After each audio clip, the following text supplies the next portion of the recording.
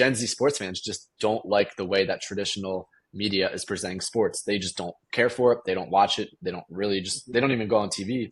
How are they consuming that sports information, entertainment?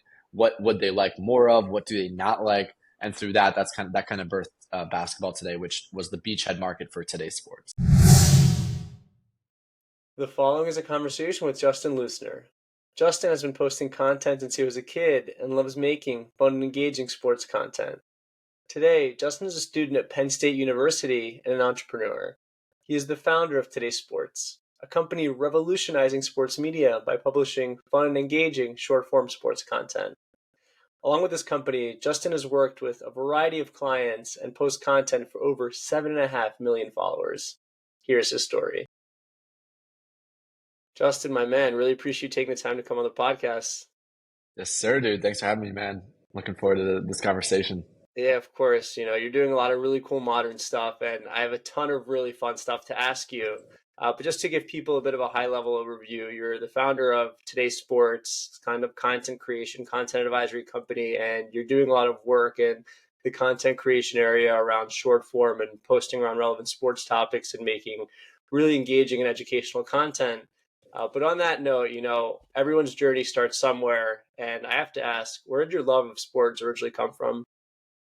That's a really good question. I don't know. So I grew up, my mom was working at Wells Fargo Center, which used to be called the Wachovia Center, I think, Way back in when, yep. Philadelphia. You're right. Yeah, that was before my time, really. I think that was in the 2000s when I was a youngin. But she worked there selling advertising for Comcast Sportsnet. So she had a suite like right next to her office, which was in the arena. And so we would always go to games, Sixers, Flyers, and then she also had tickets for Phillies games. So I grew up, going to Philly sports games a ton. That definitely influenced it. I also played every sport. When people ask me like, "Oh, what sports did you play?" I said I played every sport except for lacrosse. Like you name it, tennis, golf, Mhm. basketball, Okay. hockey, football, soccer, any sport. I probably played it. Volleyball. So I've always loved sports. I've always been, active, athletic, working out. Today I'm playing pickleball later today. I can't wait for it. Um, yeah, so it's just been ingrained in me with my family, my parents. They grew up playing sports as well, so I just couldn't escape it. That's awesome to hear. So it sounds like something you couldn't escape, but at least you enjoyed the process, and Oh sometimes yeah, it's all we can ask for. I have to ask, growing up, did you get a chance to go to any Phillies games during the 2008 season or any postseason games then? absolutely. I didn't go to the World Series, but I went. I think I went to a ton of games that year because I remember that was like peak Phillies fandom for me, and Yep. that's when she worked there. I remember I went to the parade. I had to miss like our famous uh, kindergarten Halloween party, which I was bummed about, but it was a good time. No, for sure. I mean, everyone has priorities back then. There was like the Phillies World Series, but a really lit kindergarten party. But if you went to the parade, I'll definitely agree with you. Back then, I was in fourth grade, and yeah, it was definitely what a time to be alive, seeing us win the World Series. So hopefully, we'll have some happy Philly sports future things happen. But awesome to hear about the kind of journey through sports. But another thing that you were really into at a young age was posting content, and you started posting as young as 10. So what really got you into kind of starting out really early? Yeah, so I actually remember I went to San Francisco in 2007 or 2008. I was 5 or 6 years old, so I don't really remember this trip, but I do remember like one thing that happened somehow, and it was we were staying with some of our family friends at the time, and Mhm. um, he worked for Apple, and so he showed us YouTube on his iPhone, and I was like, "What's an iPhone? What's YouTube?" It was like on it was remember that old logo. It was like the Crazy time. tan little TV. Yep. Yeah, so he showed that to me, and I thought it was the coolest thing ever, along with FaceTime, and I was just mind blown at both of those.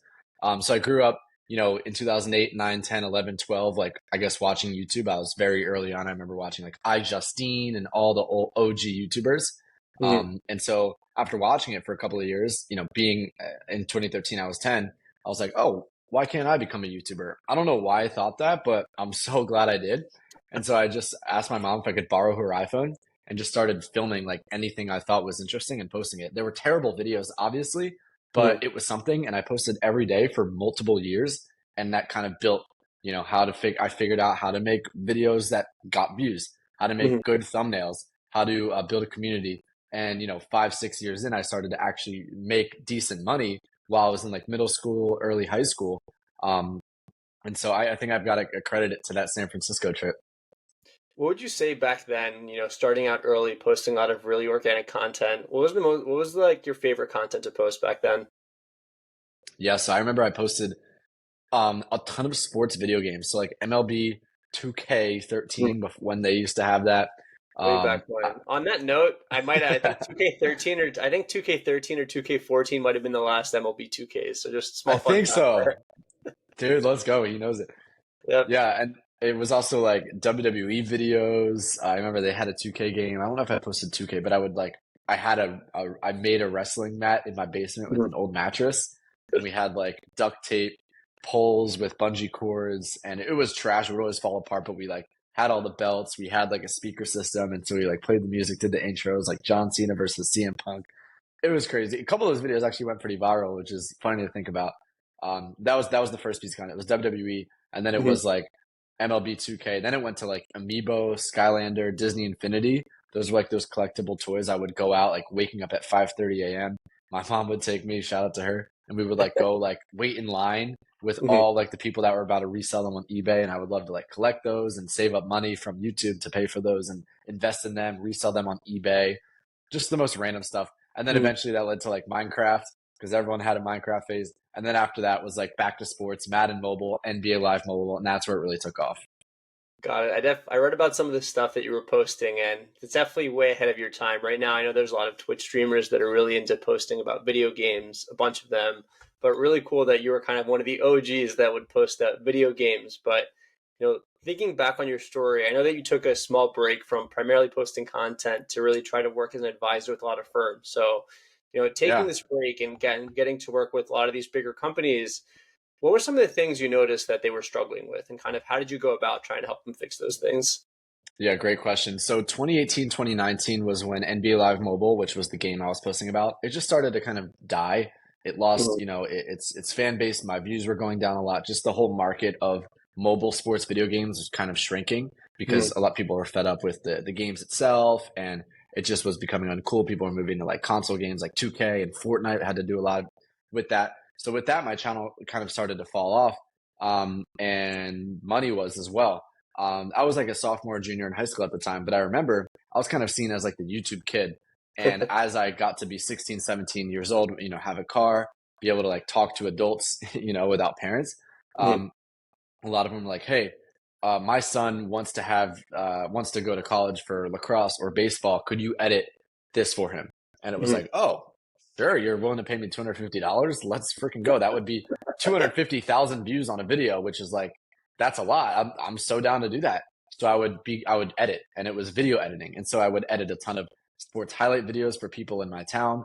And then it was eventually like doctors were like, "Hey, can you?" I had one guy who was a chiropractor, can you come in and like film a video for my website and edit it and even help me with my website? So it just kind of evolved into like video editing to like content and overall digital marketing. That was kind of my expertise there. I Mhm. did a couple social media consulting roles for Instagram or YouTube channels that were trying to blow up. And those were always fun because I got paid just to like give my advice and talk on like a Zoom call, and I didn't really Mhm. need to do the work. Mhm. And then that eventually kind of led to what we're doing now, which is like full scale digital marketing services for companies. Definitely incredible that you got a chance to do that. And I think a lot of times when you get paid for those engagements, people might give people like that a bad rep, but the reality is, yeah, you're getting paid for a half hour, but there's like a year, a few years of experience, and a lot of it, like blood, sweat, and tears that go into that. So, as someone also trying to do something in the content space a little different, I can definitely resonate with you trying to do that. But incredible that you were able to get that experience. There was still that window of kind of time when you were working with clients before getting to today's sport. So, last thing on kind of working with the client ends, what would you say the biggest lessons were, you learned working with these people? That's a really good question. I hope these aren't too cliche, but one was just always over deliver. That's a big thing we still try and do now for any of our Mhm. advertisers, just always over deliver.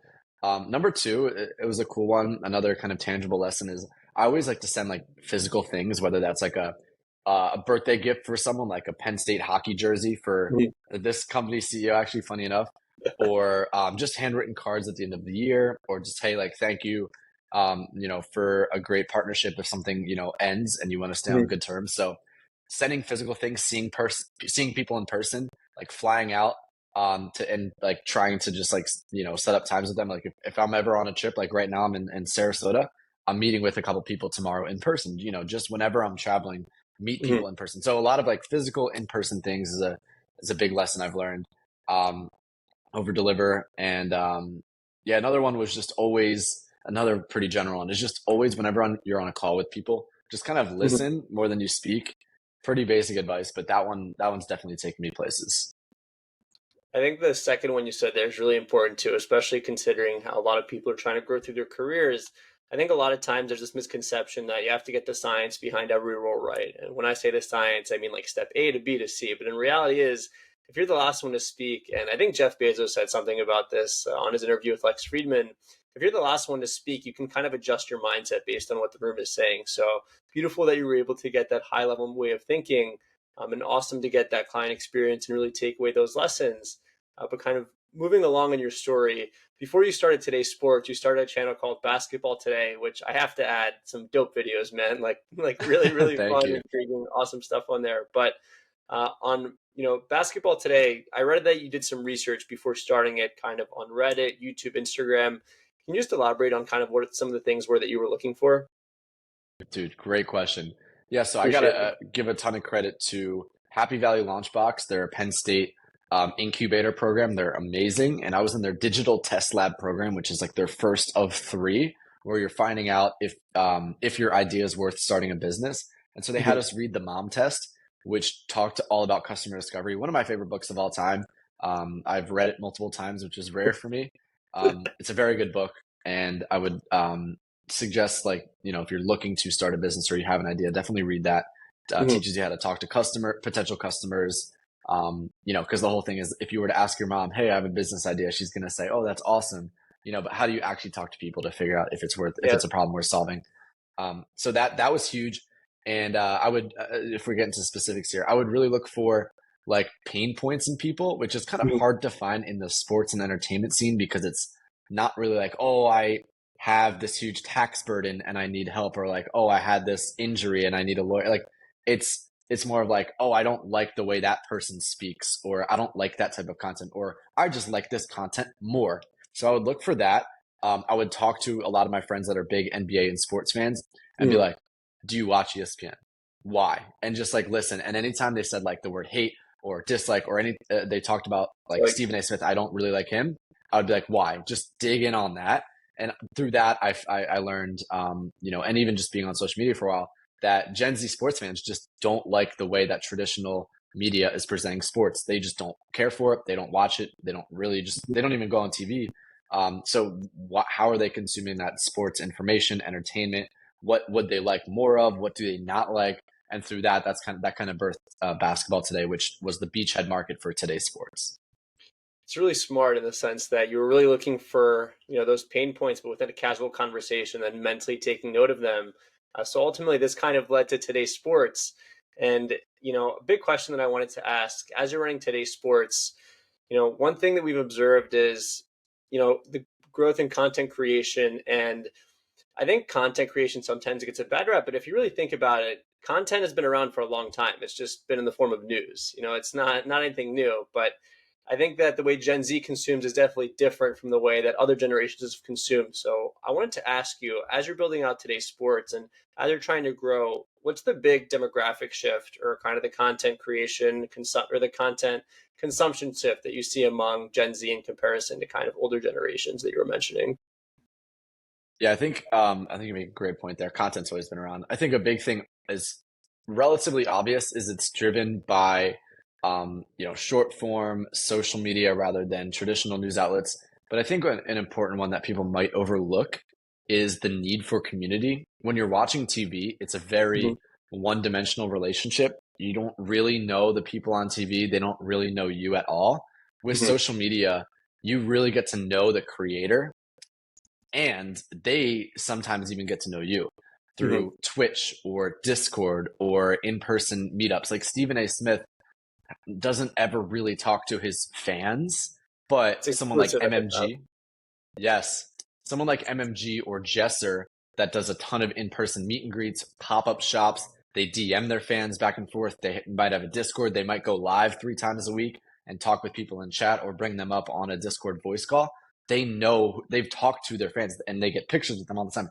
So I think that's a big thing that Gen Z craves is that community and Hmm. amongst the people in that fan base, but also the community with the creator. Hmm.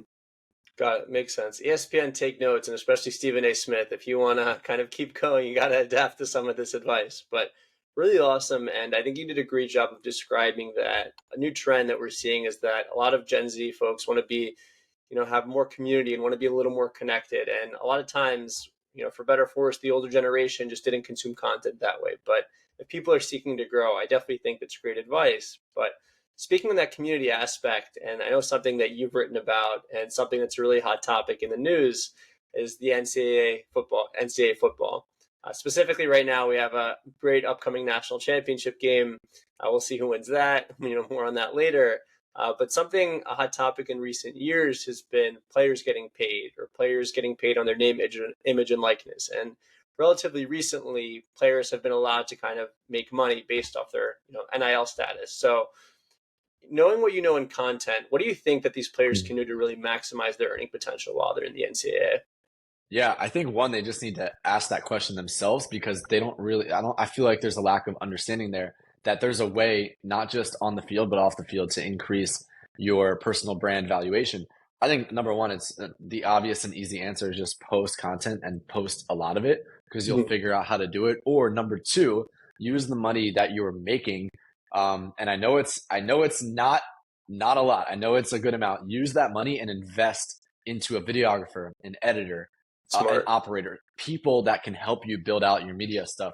Adam Brenneman's a great example. He's a former player, but he made money through coaching and now invests in a media company around his personal brand.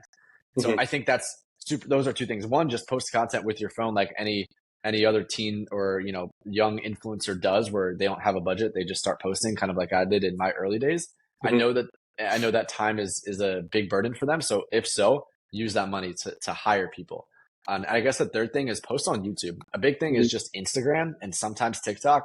Everyone sleeps on YouTube and even LinkedIn, but YouTube especially, it's the number one for monetization, number one for community building. And I don't think enough athletes are on there.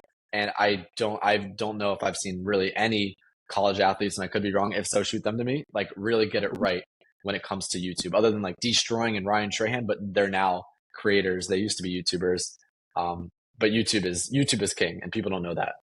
For sure. I think that's great advice and definitely things that people or, players in the NCAA should try to adapt if they really want to maximize their NIL earnings prior to getting to the league, hopefully kind of when they get to the league. But really awesome note on that. Another thing or a few things that I have to ask about, and I think you're going to love these questions. I watched a few of your videos and I have to ask what the inspiration behind them were. So the first YouTube video or the short that I saw is the NBA All Draymond Green Victim Team. So kind of what went into making that video? Oh man. Okay, so I think at Today's Sports we have multiple creators. I think that was an Austin Groft video. He's our head of basketball today. I guess when we're ideating these videos and especially that one, we look for what is Gen Z talking about. So Twitter is a great indicator, as well as what is just funny and memeable, and what is what is ESPN not gonna like do or say. You never see ESPN do a segment of all victim team. They might, which is that would be a good sign that they're starting to connect more with Gen Z. But to Gen Z, that's like a funny topic. That they're gonna laugh at that, Mm-hmm. hopefully. So it's that type of content where it's like Gen Z is gonna resonate with it, millennials and Gen X won't. They don't care Mm-hmm. for it. It's just Gen Z focused. Got it. Interesting. I mean, it's incredible that you were able to get all five, all five positions of people that Draymond has interacted with. So I'll leave it at that. But another We might cool have thing even gotten a six man in there. I can't. We might have. we might have, that would be, I'll have to double check. I'll go rewatch the tape. But if there's a sixth man, maybe it could be the 31st NBA team in Vegas. But that's another note. Yes. Another thing that I thought was really cool is you're hitting the Gronk spike. So what do you hope to accomplish with, hitting the Gronk spike? Oh man, yeah. So the story behind that was I got invited to the LA Bowl, which is like hosted by Gronk. Shout out Jordan Green from Glacier Marketing. That was a few weeks ago. It was an awesome experience. But there was a challenge they put out where it was show us your coolest or funniest or something Gronk spike, and Gronk will pick the winners, and you get to like do it with him. I think that's what the challenge was. It was at least he was going to pick people, and I think they were going to show it on the jumbotron. Hmm. And so I did like a day one of hitting the Gronk spike, day two, and it was like in uncomfortable situations. So I did one in like the gym. I did one for my family had like my mom had like a work party in our basement with like a Hmm. DJ, and I like went into the dancing area and did it. The third one, I think I did it like in the parking lot of the stadium. So I wanted it to be funny, and you know some people liked it. But when I got to the game, I was the only person who ended up doing it out of anyone in the world. And so I met with the person that was running the challenge that worked for SoFi Stadium, and Hmm. they were like, "I'm so sorry, but like you were the only one who did it. So it'd be really weird if it was just you. That was supposed to be this big thing." And so Oh, I was a little disappointed. But yeah, so it didn't work out. But then I had the thought of like, well, if I continue it, maybe I'll do it next year or something. I don't know. I'm still thinking about that. And I could maybe ask SoFi if they want me to like do that, and they'll be like, "Yeah, we promise we'll do it next year." But just one of the various random, weird, creative ideas I have just to be able to engage with cool people like Gronk. man, that's messed up, man. They should you should be able to meet Gronk. We should Facts. if you have any free time, and I know that's definitely a commodity these days. You should start a petition, of why you should meet Gronk. I mean, honestly, that's messed up. But hopefully in the future, all will be healed when you actually get to meet the guy and just do that Exactly. It'll promise. make for a great video, but that's a good idea. We For should sure. rally the community behind that one. Definitely. Well, we'll keep that in mind. Another funny thing that I saw regarding a piece of content, there was a tweet that I saw on X or Twitter, whatever people are calling it these days. And you said that making the Capitol Arena video where the Washington Wizards play was your favorite piece of content. Why was that your favorite piece to film? Dude, you did your research, man. That's awesome. Of Yeah, course. so that was a dream come true. I've always had the dream of traveling the country, going to stadiums, and I embarked on a 2 week trip last April with the last 2 weeks of the regular season left. Hmm. I just signed with Clutch Points to do a 3 episode, or I forget what it was, something number of episode pilot um, for the show, the stadium tour show. And so that was super cool because they trusted me with that. They were going to cover the funds for a revenue share, Hmm. and we ended up going to Washington D.C., Philadelphia, Boston, New York, Brooklyn, Los Angeles to record 6 episodes of the stadium tours. I ended up getting really sick because I was like driving back and forth from State College, which is not a great place to It is drive. not. Exactly. Yeah, it's 4 hours to New York, 4 hours to Philly, 4 hours to Brooklyn, 3 hours and something to DC, and then flying to LA was driving to Philadelphia Airport, which was 3 hours. It was just horrible. So I got really sick for like a whole month, but it ended up paying off in the summer after months of editing, revisions, the whole 9 yards. Seeing that piece of content come to life was like amazing, and that's one of the great things I love about creating is also the community it builds, and the comments were just unreal. Like the support, the amount of people that were like, tag me when part two comes out, like stuff like that just Mhm. made my day. And so that's I think that still is my most favorite piece of content I've ever made.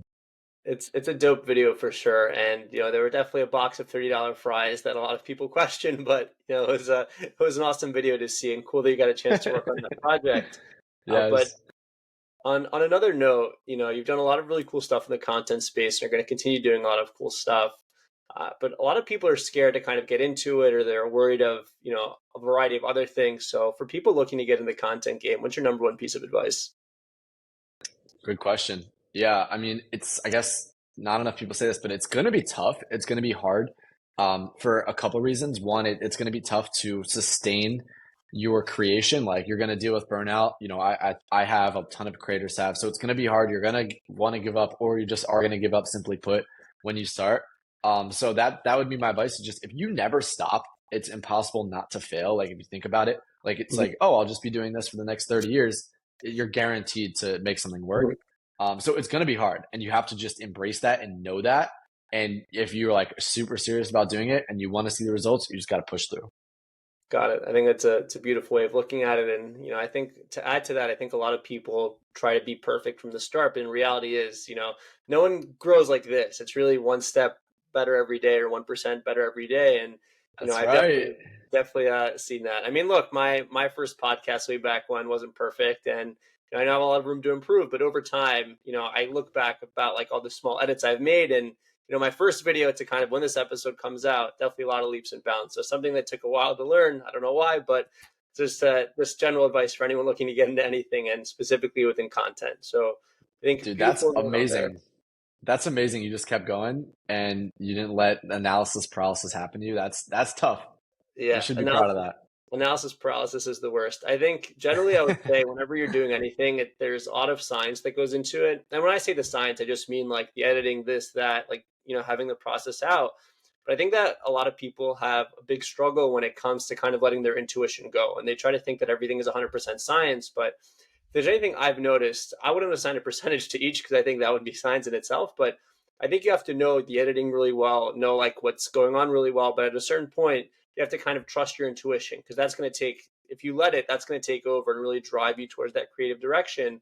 But if you keep trying to stay analytical, you're never going to get to where you want to. So I think my biggest piece of advice also would be to know the science really well, but then really let your intuition take over when it's there, and don't get analysis paralysis, and just if you have a gut feeling about something, just do it. Yes. Well, that's really good advice. Yeah, that's Dang. That was it's took good. me a while to learn. I hope anyone can pay attention to that. That's a little younger and not deal with all the issues I've dealt with. But that's for another day. But back to today's sports. I know that a lot of the stuff that you're doing is around a lot of the stuff that a lot of the big players don't, and you're trying to focus more on the demographic shift, as we mentioned earlier, and the way people consume content. I wanted to ask you first where you saw this show and where you saw today's sports in 10 years. But I also saw on a tweet when I was doing that great research that you mentioned earlier, or sorry, a comment from a professor that if the ESPN was smart, they would acquire you. So in the future, do you see yourself building this out, or do you see yourself working with another company, or are you just riding the wave for now? That's funny. I think that was one of my former finance professors, Greg Greg Pierce. Pierce. That's Yeah. cool that you found that. Oh man. Yeah, I don't know. I don't think I'm going to sell soon. Hmm. We've had a couple offers and they're definitely tempting to say the least. Hmm. But I don't think we would sell right now, considering we're relatively new. We have a ton of momentum. I'm still in college. I still have 12 months until I graduate. So, it'd be stupid to sell and end up having to do all that while still trying to graduate. So, at least another year, Hmm. presumably. But yeah, I think the goal is it's less about like my personal, like, oh, I want to be like the next like type of entrepreneur like Bezos or Hmm. something. It's more so I just want to create a business that I can live off of, that I enjoy and I could support my family with. I'm not really looking to be some billionaire, trillionaire type guy. I know if I really wanted that and if I really tried, I probably could have a decent shot at it because I've had so many years of experience, but I'm really just not interested in that. I've, Hmm. been through so many ups and downs, and I know like um, that all of this one day, like money, fame, like all this stuff will die, and like I'm going Yep. to die at one point, and so it doesn't really matter to get like really deep out of nowhere. Hmm. It's more so for me about like having a family and having friends and not just being like I've heard so many horror stories of like celebrities and super uh, famous and rich people that have like everything in the world, but their houses are like empty and they're lonely and they're depressed and maybe they end up harming themselves, or they just have a really messed up family situation. It always seems like that's the pattern, and I don't want to go down that route. So it's more so just about creating something that's sustainable that I could feed my family with, and my partners that have trusted me on this journey and work for today's sports can Hmm. also do this, enjoy it, and provide for themselves, for their families, whatever that is. So yeah, it's kind of a more unorthodox approach to the whole startup entrepreneurship life, but that's what I crave. Yeah, I think it's beautiful too. And, the most depressing thing is a big empty house. And I think it's awesome that you're looking at it more from an impact perspective and really trying to obviously, provide for your own life, but really provide for others and try to do something like that. And not something we Oh see yeah. every day. Definitely I see something that's beautiful. But on a similar note, you mentioned or kind of in your story, I know you're really involved in your religion and, a really close follower of that and do a lot of volunteer work around that. So I have to ask you a Mm. bit of a deep question here. Do you think we determine our purpose in life? Wow, that is way too deep, bro. Do we determine our purpose in life? Man, I don't know. I'm not an expert on on religion or this subject matter, so I don't know. we can leave Um, that to the next episode. It's okay. We'll have to we can leave it there. We'll table it, and one day when yeah. I'm doing this live, we can touch upon it. No worries. It's food for thought. Let But me let me think about that for like the next 4 years, and then I'll let you know. we'll circle back on that for sure. But two other quick questions to get into. Of everything that you've done and everything that you continue to do, what would you say brings you the most happiness in life? Wow, another good one. Yeah, I think it's similar to what I talked about, but in the sense of, giving to others, whether that's, we have a lot of students that intern with us and that work for Today's Sports, so it's helping them get their dream job when they graduate or helping them meet people in an industry they want to grow in. So I guess it's all about giving. I think that's the most fulfilling. We were able to donate I think it's like 10% of our revenue Mhm. every month, every year to people in need, and so that's super cool. Like we're all about how can we just give and serve others. That's one of Mhm. our three core pillars at Today's Sports. So we're really big on that. I'm so blessed with our team. Like everyone is completely on the same page. Like none of us are like super money hungry or just in it for greed. Like we're always just down to help and serve others, our team, other people in the community. So that's probably what brings us the most happiness. I think it's beautiful and awesome to have a great team and to kind of build that great culture. But on a parting note, you mentioned that at the end of the day, a lot of this stuff fades away, money, fame, whatever, all this stuff. At the end of it all, what do you want to be remembered for? Dude, you were asking some great questions. You don't build the Man, best business podcast in the world by asking shitty questions, Justin. that's right, You got to Dan. do the work. Oh man, that needs to be your intro quote. That was so fire. Oh, dude, what I want to be remembered for? Yeah, um, I think I was asked this actually pretty recently, and I want to make sure what I'm saying is concurrent with that because I don't think about this stuff enough, so I don't have a set answer, but I think it's being someone that wasn't just there for the money, for the profit, Mhm. but there for the people, because that's a big thing. I think I have a tendency to struggle with being very numbers driven, being Mhm. in this business for a while. I'm definitely about profit because I want to keep this going. I want to be able to afford our payroll. I don't want to have to lay people off. I want to be able to afford having, this as my job. So it's like, how can I make sure people are prioritized above profit? Because Mhm. sometimes it's the other way around. So Mhm. that's what I want to be remembered for, and that's definitely a challenge for me. But I think 2024 is going to be an awesome year of growth in that. That's good. May 2024 be a breakout for us all. And Justin, you're That's doing right, some beautiful stuff, got a beautiful story, and really appreciate you taking the time to come on the show. dude. Thanks, Dan. Man, this is one of the best podcasts I've been on. Like you asked some really good questions. You did your research. I appreciate it, man. Thanks for inviting me. Thank you for listening to my conversation with Justin Lusner. If you enjoyed the episode, rate the show on Spotify, drop a comment on YouTube, and subscribe.